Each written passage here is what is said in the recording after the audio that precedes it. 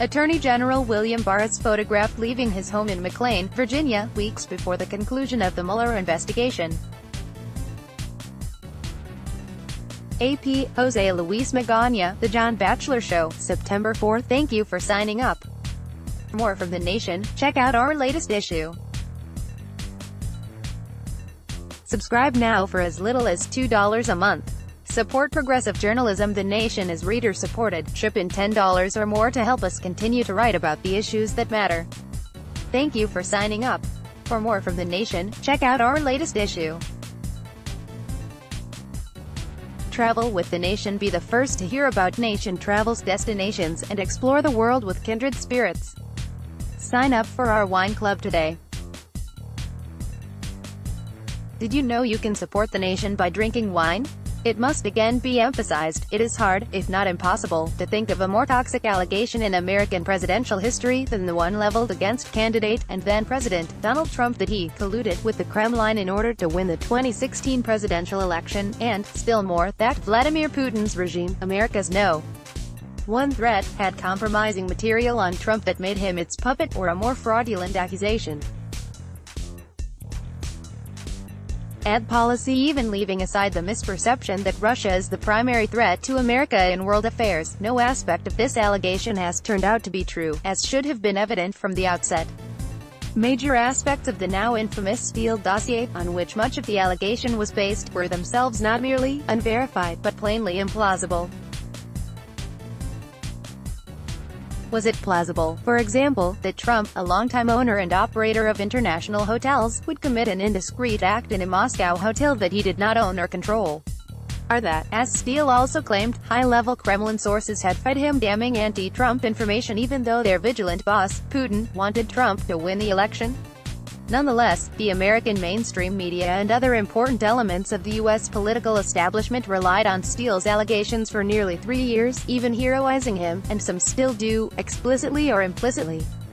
Not surprisingly, former special counsel Robert Mueller found no evidence of collusion between the Trump campaign and the Kremlin.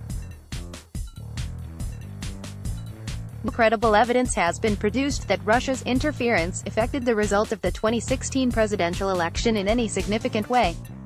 Nor was Russian meddling in the election anything akin to a digital Pearl Harbor, as widely asserted, and it was certainly far less and less intrusive than President Bill Clinton's political and financial interference undertaken to assure the re-election of Russian President Boris Yeltsin in 1996. Nonetheless, Russiagate's core allegation persists, like a legend, in American political life, in media commentary, in financial solicitations by some Democratic candidates for Congress, and, as is clear from my own discussions, in the minds of otherwise well-informed people. The only way to dispel, to excoriate, such a legend is to learn and expose how it began, by whom, when, and why.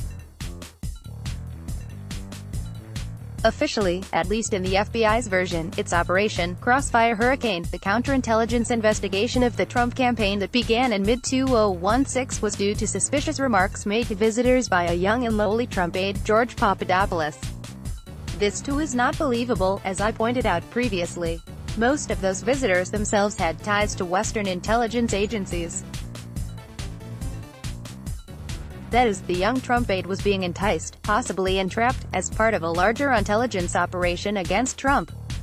Papadopoulos wasn't the only Trump associate targeted, Carter Page being another. But the question remains, why did Western intelligence agencies, prompted, it seems clear, by U.S. ones, seek to undermine Trump's presidential campaign? A reflexive answer might be because candidate Trump promised to cooperate with Russia to pursue a pro-détente foreign policy, but this was hardly a startling, still less subversive, advocacy by a would-be Republican president.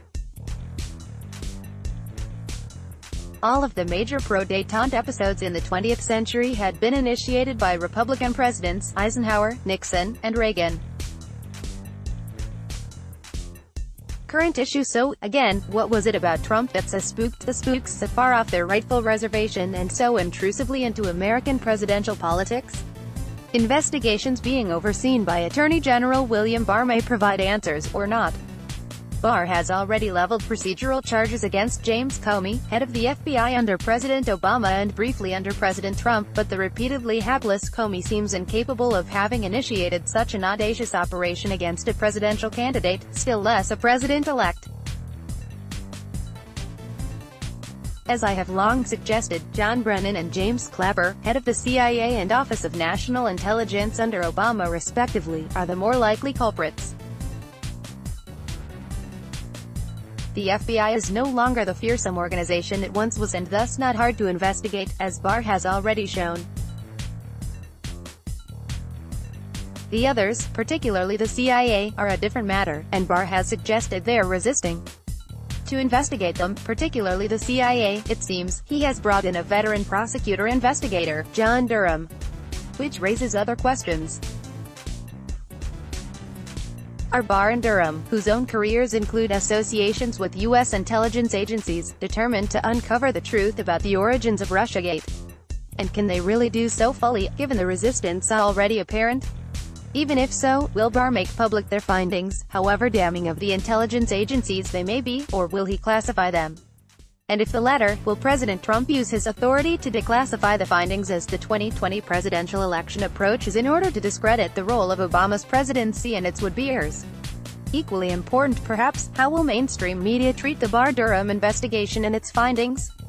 Having driven the Russiagate narrative for so long and so misleadingly, and with liberals perhaps finding themselves in the incongruous position of defending rogue intelligence agencies, will they credit or seek to discredit the findings? It is true, of course, that Barr and Durham, as Trump appointees, are not the ideal investigators of intel misdeeds in the Russiagate saga. Much better would be a truly bipartisan, independent investigation based in the Senate, as was the Church Committee of the mid-1970s, which exposed and reformed, it thought at the time, serious abuses by U.S. intelligence agencies. That would require, however, a sizable core of nonpartisan, honorable, and courageous senators of both parties, who thus far seem to be lacking. There are also, however, the ongoing and upcoming Democratic presidential debates. First and foremost, Russiagate is about the present and future of the American political system, not about Russia. Indeed, as I have repeatedly argued, there is very little, if any, Russia in Russiagate. At every debate or comparable forum, all of the Democratic candidates should be asked about this grave threat to American democracy, what they think about what happened and would do about it if elected president. Consider it healthcare for our democracy. This commentary is based on Stephen F. Cohen's most recent weekly discussion with the host of The John Batchelor Show. Now in their 6th year, previous installments are at donation.com. Let's block ads. Why?